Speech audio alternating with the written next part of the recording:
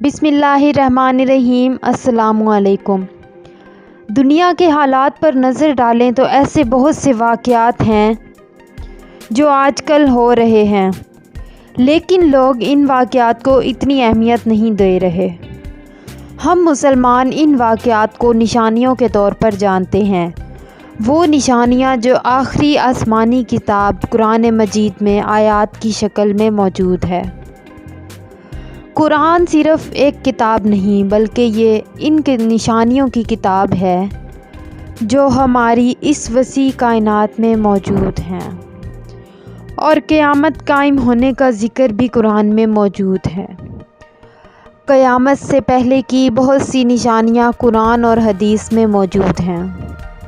لیکن ہم آج کے حالات پر نظر ڈالیں تو ہمیں معلوم ہو جائے گا کہ دنیا میں کیا کیا ہو رہا ہے۔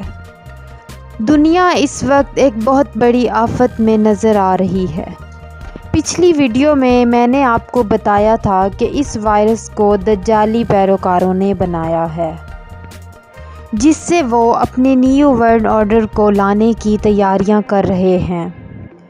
لیکن یہ صرف ان کا ایک تجرباتی عمل ہے جسے انہوں نے دنیا میں سب سے زیادہ آبادی والے ملک چین میں ٹیسٹ کیا۔ ایک اسلامی اسکالر شیخ عمران حسین نے اپنے بیان میں بتایا ہے کہ چونکہ یہ کرونا وائرس اس وقت ایک تجربے کے طور پر پھیلایا گیا ہے، لیکن آخری زمانے میں اسے بائیولوجیکل ہتھیار کے طور پر استعمال کیا جائے گا۔ شیخ عمران حسین کا کہنا تھا کہ یہ بات فی الحال اتنی اہم نہیں کہ اس سے کتنے لوگ متاثر ہوتے ہیں، بلکہ اہم بات یہ ہے کہ چین اس کو کیسے کنٹرول کرتا ہے۔ 1400 سال پہلے ہمارے پیارے نبی حضرت محمد صلی اللہ علیہ وآلہ وسلم نے فرمایا تھا کہ طاعون ایک عذاب ہے جو تم سے پہلے ایک امت کو ہوا تھا، پھر وہ زمین میں رہ گیا، کبھی چلا جاتا ہے اور کبھی آ جاتا ہے۔ لہٰذا جو کوئی کسی ملک میں سنے کہ وہاں طاعون ہے تو وہ وہاں نہ جائے، اور جب اس کے ملک میں طاعون نمودار ہو تو وہاں سے وہ بھاگے بھی نہیں۔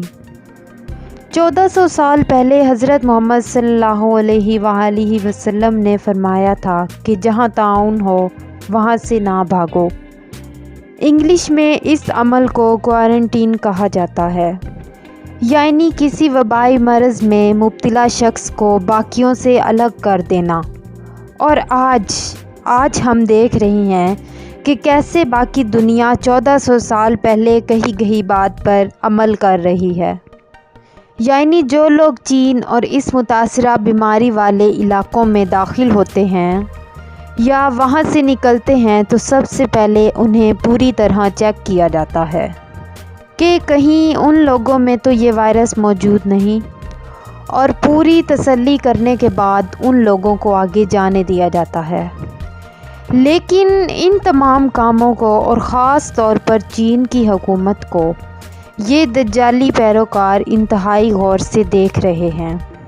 اور اس کے علاوہ دوسری چیز کہ جس کو ان تمام حالات میں روشنی کو سمجھنے کی ضرورت ہے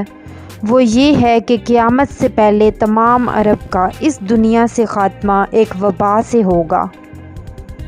اس بات کا ذکر غزوہ تبوک کے موقع پر حضرت محمد صلی اللہ علیہ وآلہ وسلم نے قیامت کی 6 نشانیوں میں بتایا تھا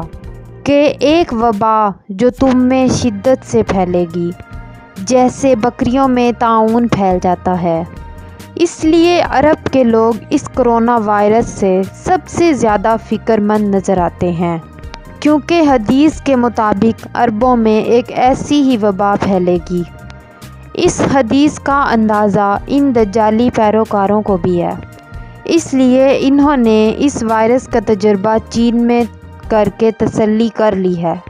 کہ مستقبل میں اس بائیولوجیکل ہتھیار کو عرب کے باقی ممالک میں بھی پھیلایا جائے گا، جس سے تمام عرب کا خاتمہ ممکن ہوگا، کیونکہ یہ لوگ جانتے ہیں کہ تمام دنیا کے مسلمانوں کے لیے عرب ایک خاص مقام رکھتے ہیں اور اگر یہ لوگ عرب پر اس وائرس سے حملہ کرتے ہیں تو دنیا کے باقی مسلمان خود بخود ان کے کنٹرول میں آ جائیں گے، جس سے ان کے نیو ورلڈ آرڈر کے سب سے بڑی رکاوٹ دور ہو جائے گی۔ اللہ ہم سب کو دجال اور اس کے فتنے سے محفوظ رکھے، آمین۔